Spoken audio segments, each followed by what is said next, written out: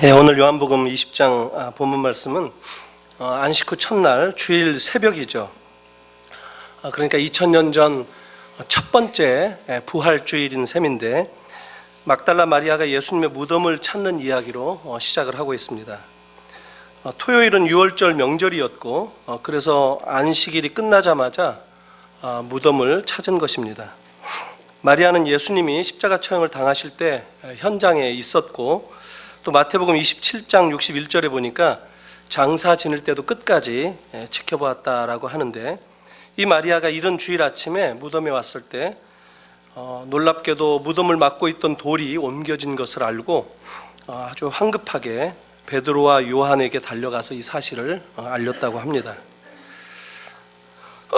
막달라 마리아는 누군가 예수님의 시신을 훔쳤다라고 생각을 해서 2절에 사람들이 무덤을 그러니까 주님을 무덤에서 가져다가 어디에 두었는지 모르겠다, 이렇게 베드로하고 요한에게 말을 합니다. 그 말을 들은 이 두 제자 베드로와 요한은 황급하게 무덤으로 달려왔습니다. 요한은 이 기록을 어떤 식으로 표현했느냐면 마치 달리기 시합을 중계하듯이 기록을 했는데 자기가 먼저 도착했다라는 말을 집어넣었습니다. 역사상 가장 흥미로운 달리기 시합 같이 기록을 한 겁니다. 사실 누가 먼저 도착했는가 이건 별로 중요치 않는 것 같은데 여기서 이 사람들의 그 입장을 성경에 비추어서 잠시 묵상을 해보면 왜 이런 것들이 의미가 있는가 하는 것을 확인할 수 있을 것 같습니다. 그래서 이런 이 베드로, 요한 그리고 그 제자들의 입장을 우리들과 더불어서 함께 살펴봄으로써 우리가 부활신앙에 대한 의미와 교훈을 다시 한번 정리해보는 시간이 되기를 바랍니다. 마리아에게 주님이 없어졌다는 소식을 들었던 베드로와 요한은 정신없이 무덤으로 달려갔습니다. 먼저 도착한 이 요한은 무덤에 들어가지 않고 입구에서 세마포가 놓여있는 것을 들여다 보았는데 바로 뒤이어서 베드로가 도착을 합니다. 베드로는 요한을 아마 제치고 무덤 안으로 먼저 들어가서 자세히 살펴보았습니다. 세마포는 제자리에 있었고 머리를 쌌던 수건은 또 저쪽에 놓여 있는데 주님은 계시지 않는 것이었습니다. 얼굴과 몸을 쌌던 수건이라든가 세마포, 이것은 남겨 있었는데 정작 시신은 없어서 상식적으로 생각해 볼 때 이 시신을 누가 훔쳐간 것은 분명히 아닐 것이다, 이렇게 알아차릴 수 있지 않았겠는가, 이런 생각을 해봅니다. 요한은 베드로가 본 것을 다시 가서 살펴봅니다. 베드로가 먼저 해서 무덤 안에 들어가서 봤는데 요한은 먼저 도착했는데 무덤을 나중에 들어가서 베드로가 확인한 후에 확인을 해봅니다. 그리고 여러 가지 사실들을 또 보면서 요한은 그것을 보고 믿었다라고 기록을 하고 있습니다. 그러니까 요한은 이 빈 무덤의 의미가 무엇인가 하는 것을 그때 알아차리게 되었다 하는 것을 오늘 8절에 기록하고 있습니다. 예수님의 몸은 없어졌는데 이것이 기적적으로 없어졌기 때문에 요한은 부활하신 것이다 라고 확신을 했던 것 같습니다. 요한은 자기가 본 사실들을 그냥 사실 그대로 놓고 놔둔 것이 아니라 자기가 이제까지 들어왔고 또 이제까지 믿고 있었던 그 신앙과 적용하고 연결해서 부활의 결론으로 다다르지 않았겠는가 생각을 할 수가 있습니다. 자, 오늘 이 본문을 잘 보면요, 베드로와 요한이 달려가서 무덤 안을 보았다라는 설명이 3차례나 반복됩니다. 근데 아주 재밌는 것은 보았다라고 하는 이 동사가 각각 다른 헬라어 동사로 사용되고 있다는 점입니다. 한번 본문을 들여다보면 5절에 요한이 구부려 보았으나 들어가진 않았다고 얘기합니다. 여기서 보았다라는 말은 블레포라는 말이 쓰였습니다. 이 말은 그냥 힐끗 보다라는 그런 뜻입니다. 글랜스라는 것이죠. 힐끗 보다. 그런데 6절에 또 보았다는 게 나오는데 이번에는 베드로가 무덤에 들어가서 보았다라고 합니다. 여기서는 헬라어 페오레오라는 말이 쓰였습니다. 이것은 아주 면밀히 보았다, 자세한 것을 보고 알아차렸다, 노티스한다 하는 이런 뜻입니다. 그런데 세 번째 8절에 보니까 요한이 나중에 다시 들어가 보았다는 말이 있는데 이때는 헬라어 에이돈이라는 말이 쓰였습니다. 이것은 뭐냐면 뭔가 인사이트를 가지고 보았다라는 겁니다. 그냥 눈으로 보는 것이 아니라 보고 생각을 연결시켰다 하는 이런 뜻입니다. 그러니까 요한은 무덤에 먼저 도착했다가 힐끗 보고 들어가지 않았었고, 베드로는 늦게 도착했지만 무덤 안에 들어가서 자세히 무엇이 어디에 있는가 살펴보았고 주님이 안 계신 것을, 그 사실을 확인했다 하는 것인데 아직 주님의 부활과 연결시키지는 못했다는 겁니다. 그런데 자기가 본 대로 사실적인 이 정보를, 우리들도 보통 사실적인 어떤 정보를 가지고 처리를 함으로써 어떤 결론을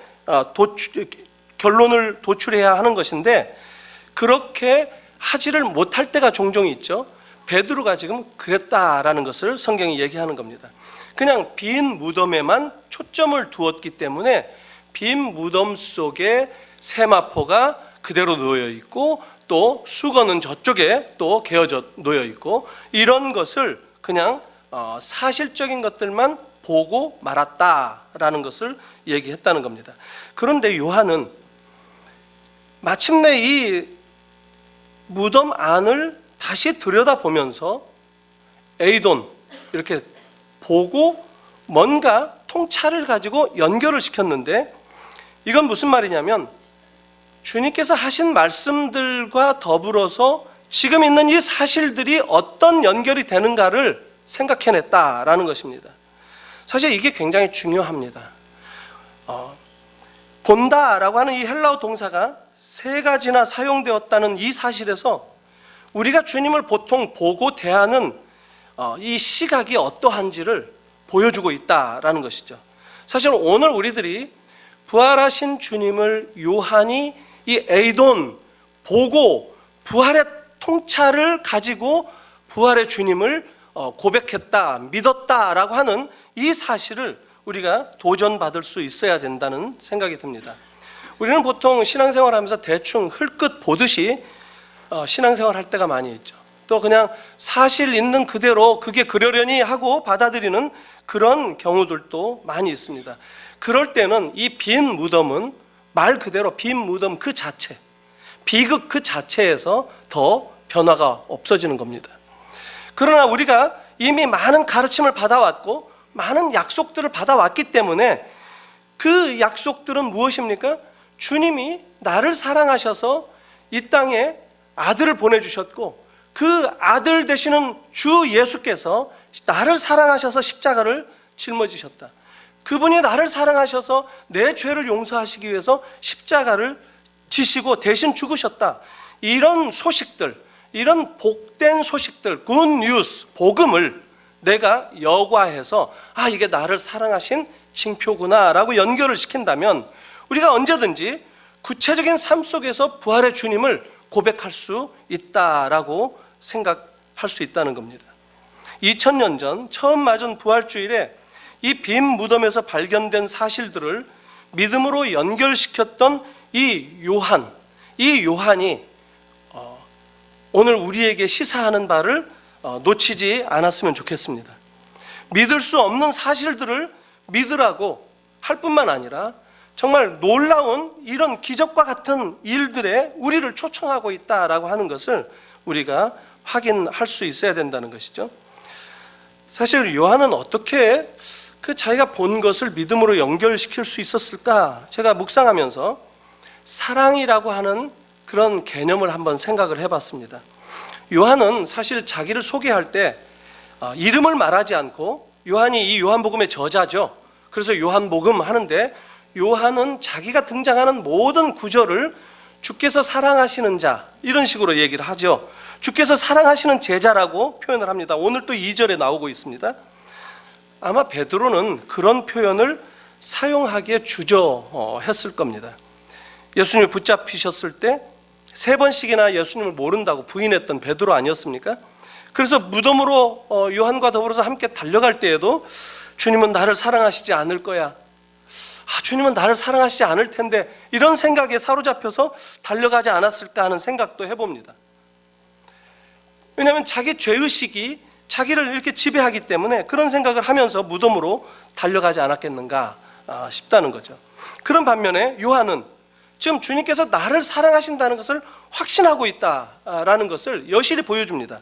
그래서 아마 달려가면서도 주님은 나를 사랑하신다, 주님은 나를 사랑하신다, 주님은 나를 사랑하신다 이러면서 달려갔을 거예요.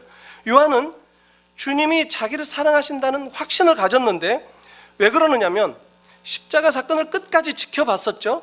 그러면서 주님께서 어머니, 이 모친 마리아를 어머니로 모시라고 부탁까지 하셨었죠. 이런 가운데 주님이 자기를 사랑하신다는 것을 끝까지 확신할 수 있었겠다라는 생각이 듭니다. 이런 사랑의 확신이 무덤의 이런 사실들을 그냥 사실로 치우치지 않고 부활의 믿음으로 연결시킬 수 있었다라는 것을 우리가 좀 생각을 해볼 필요가 있겠습니다. 우리들도 사실 마찬가지입니다. 주님이 나를 사랑하신다라고 하는 것을 내가 알 때, 느낄 때 우리의 삶은 좀 더 주님과 가깝고 주님을 섬기고 싶고 주님을 위해서 살고 싶은 그런 생각으로 가득 찹니다. 내 삶을 주님의 일에 우선권을 주고 싶고 하는 것들을 우리가 경험합니다. 그런데 우리는 너무나도 종종 주님이 나를 사랑하신다라고 하는 것을 잊어버리고 지낼 때가 많이 있다는 겁니다. 주님이 나를 사랑하신다는 것을 안다면 내가 살아가는 모든 삶의 구체적인 상황 가운데에서 주님의 그 사랑의 동력을 얻어서 더 힘있게, 더 활기 있게 내 임무와 또 주님께서 나에게 맡기신 일들도 감당할 수 있을 터인데 우리는 그러지 못할 때가 많다라는 겁니다. 마치 베드로처럼 생각할 때가 많다는 겁니다. 우리들의 죄책감 때문에 주님은 혹시 나를 사랑하시지 않을지도 모르겠다라든가, 내가 뭐 교회도 밥 먹듯이 빠졌는데, 내가 뭐 참 헌금도 사실 빼먹은 적이 있는데, 내가 뭐 사실 그 일하라고 그러는데 나는 항상 일하라고 그러면 내 빼고 먼저 받는데, 이런 생각 때문에 주님은 나를 사랑하시지 않을 거야. 아닙니다. 주님은 베드로도 사랑하셨습니다. 마찬가지로 우리 모두를 주님은 확실히 사랑하십니다. 그래서 주님은 십자가를 지셨다는 것을 우리가 붙잡을 수 있어야 된다는 겁니다. 주님은 우리 모두를 한 사람 한 사람 인격적으로 사랑하신다는 그 사실을 확인하시는 부활주일이 되기를 바랍니다. 혹시 예수님을 아직 인격적으로 만나지 못했거나 주님의 그 사랑을 직접 확인하지 못했던 그런 분들도 있을 수 있겠습니다. 그런데 주님이 나를 사랑하셔서 이 세상에 오셨고, 주님이 나를 사랑하셔서 십자가 고난을 받으셨고, 나를 사랑하셔서 내 대신 내가 죽어야 할 그 자리에 주님이 죽으셨음을 믿음으로 고백할 때 그 주님의 은혜가 우리의 놀라운 그 마음 가운데 자리 잡을 수 있다는 것을 확인하시기 바랍니다. 사실 우리의 억눌리고 무너진 삶이나 절망적인 그리고 이 위기 속에서 우리는 대부분 위로받기를 원하고 또 용기를 얻기를 필요로 하는 게 우리 인생들입니다. 근데 이런 문제들은 사실 이 세상의 그 어떤 것으로도 해결될 수 없고 대체할 수 없습니다. 그러나 오직 부활의 주님만이 우리의 가지고 있는 모든 문제들을 해결하실 수 있고 되돌려 놓으실 수 있는 것을 우리가 볼 필요가 있다는 겁니다. 주님만이 우리의 참된 소망이다라는 것, 부활의 주님이 우리의 소망이 되어질 때 우리의 모든 삶의 문제가 해결되어진다라는 것을 확인할 수 있기를 바랍니다. 제 후배 중에 이국진 목사라고 있습니다. 지금 전주에 있는 예수 비전교회라고 하는 교회에서 목회를 하는데, 미국에 공부하러 갔다가 필라델피아에서 목회를 한 적이 있습니다. 미국 교회를 주일 오후마다 빌려 쓰는, 몇 시간씩 빌려 쓰는 그런 새방살이를 하는 작은 교회였는데, 그 교회 부임하고 한 3년 만에 좀 부흥이 되어서 교회를 새로 장만을 하게 되었다고 합니다. 그래서 얼마나 기뻤겠습니까? 이 외국 교회를 얻어서 이렇게 쓰다가 보면 뭐 물건이 망가지면 전부 다 이 한인교회 책임이 되기도 하고, 또 애들 뛰어놀고 하는 것들도 눈치 보이고, 또 같이 음식 먹고 할 때 김치 냄새 풍길까봐 참 조심스럽고, 이런 새빵살이를 하다가 교회를 새로 장만을 해서 이전을 하는데, 그때가 부활주일이었다고 합니다. 부활주일을 기념으로 그 교회가 필라델피아에 있는 모든 한인 교회들이 함께 자기 새로운 교회에서 연합 예배로 드릴 것을 계획을 하고 그렇게 하기로 했다고 합니다. 그래서 그 교회에 새로 장만한 모든 성도들이 얼마나 기쁨을 가지고 오실 손님들을 맞이하기 위해서 분주하게 준비했겠습니까? 뭐 점심도 같이 먹기 위해서 음식도 장만하고, 뭐 아주 참 분주하게 모든 성도들이 합심해서 준비하고 있었는데, 부활절 당일이 되었습니다. 시간이 다 되어가고 있는데 손님 뭐 접대 준비가 지금 어떻게 될 것인가, 이 목사는 이쪽 저쪽 확인하면서 이제 준비를 마무리하는 그런 시간인데, 예배 시간이 점점 다가오고 각 지역에 많은 성도들이 이제 몰려오고 있는 그런 시간인데, 갑자기 어떤 집사님이 헐레벌떡 달려오셔가지고 말을 못하는 것이었습니다. 이 권사님이 하면서 김치가 좀 부족할 것 같아서 김치를 가지러 집으로 가시던 이 권사님이 길을 건너다가 교통사고를 당했던 겁니다. 피를 흘리고 길에 쓰러져 있는데, 이 말을 듣고 정신이 하얘지고 아무 생각도 안 나서 그냥 손살같이 그 앰뷸런스 같이 타고 병원으로 달려갔는데, 시간이 어떻게 흘러갔는지 모른다고 나중에 얘기를 했습니다. 모든 게 다 엉망이 되고 말았겠죠. 원래 준비하려던 부활절 연합 예배는 뭐 어떻게 됐는지도 모르고 자기는 병원에서 그 권사님의 이 죽음을 이렇게 지켜봐야 했었다라고 얘기합니다. 이 목사가 자기의 죄 때문에 이 권사님이 돌아가신 것 같다는 이런 생각 때문에 견딜 수가 없었다고 합니다. 그러면서 이 목사의 아버지도 목사님이셨는데 어린 시절이 떠오르더랍니다. 아버지가 목회하실 때 양평에 중고등부 학생들이 수련회 가다가 한 학생이 기차에서 떨어져 또 죽은 적이 있었답니다. 그런데 그때 아버지가 담임 목사로 그 아이, 홀어머니에게서 크는 독자였다는데, 그 아이의 죽음을 어떻게 그 여집사님을 위로했을까, 이런 생각을 문득 하면서 참 자기가 그 아버지가 견디셨을 그 중압감을 새롭게 생각을 해봤다고 합니다. 자기는 그런 줄도 모르고 아버지한테 장난감 사달라 이러면서 조르기도 하고 그랬었는데, 이제 목사가 되고 이 목사가 처음으로 가장 슬픈 부활절을 경험했다고 얘기했습니다. 생전 처음으로 주님의 고난을 깊이 이해할 수 있게 되었다라는 얘기를 했습니다. 그런 중압감 속에서 주님의 이 피땀 흘려 기도하시는 그 겟세마네 기도, 주님의 그 십자가에서 못 박히시는 그 고난, 주님의 그 목마르시다라고 얘기하면서 처절하게 십자가 위에서 돌아가시는 그 과정이 송두리째 자기 몸에 전달되는 그 깊은 고난을 이해할 수 있었다라고 얘기합니다. 그러면서 부활의 의미가 이제 조금 더 이해될 수 있었노라 얘기하는 것을 들었습니다. 가장 슬픈 부활절이었지만, 그렇기 때문에 가장 부활을 생생하게 기다리고 소망할 수밖에 없었던 그 부활절을 지냈노라고 고백하는 얘기를 들었습니다. 사랑하는 성도 여러분, 여러분들의 어떤 아픔이 있습니까? 여러분들의 어떤 좌절과 절망을 경험했던 것들이 있습니까? 이 부활절, 이 부활의 소망으로 그것들을 치유할 수 있기를 바랍니다. 오늘이 공교롭게 세월호가 물에 빠진 3주기가 되는 정확히 4월 16일입니다. 그 아픔을 겪었을 가족들, 부모들, 학생들, 그들에게도 이 부활의 소망이 있게 해달라고 우리들이 같이 기도했으면 좋겠습니다. 부활은 때로는 이 세상의 모든 슬픔을 한꺼번에 없애주지는 못할지라도, 그러나 부활은 우리에게 분명하게 예수 그리스도의 다시 살아나심을 바라보면서 우리의 생명 또한 소망 가운데 예수와 연합되는 것을 확인하라고 우리에게 허락하셨다는 사실입니다.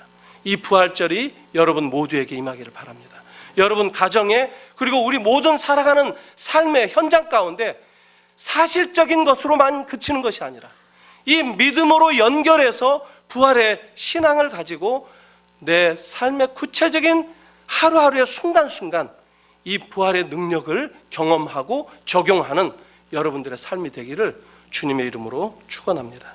기도하겠습니다. 하나님 아버지, 은혜를 감사합니다. 부활주일에 부활의 소망을 다시 한번 확인시켜 주시니 감사합니다. 우리들이 보고 듣고 이렇게 생활한다고 하지만 보아도 잘 보지 못하며 들어도 들리지 않는 그런 삶을 살 때가 많이 있는데, 오늘 말씀을 통해서 우리가 본 것을 믿음으로 연결시키고 그리고 부활의 신앙으로 확신 가운데 서게 하신 이 놀라운 요한의 이야기를 저희들이 전해 들으며 이 부활의 믿음이 우리들의 믿음이 되게 하여 주시옵소서.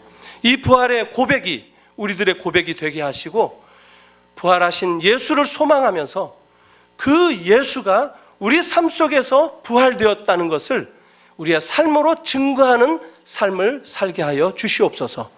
이제 내가 사는 것이 아니라 내 안에서 부활하신 그리스도께서 나와 함께 사신다는 그 믿음의 고백을 저희들의 순간순간 모든 삶 속에서 고백하게 하시고, 바로 부활의 승리가, 부활의 영광이 우리의 삶 가운데 채워지게 역사하여 주시옵소서. 예수님의 이름으로 기도하옵나이다. 아멘.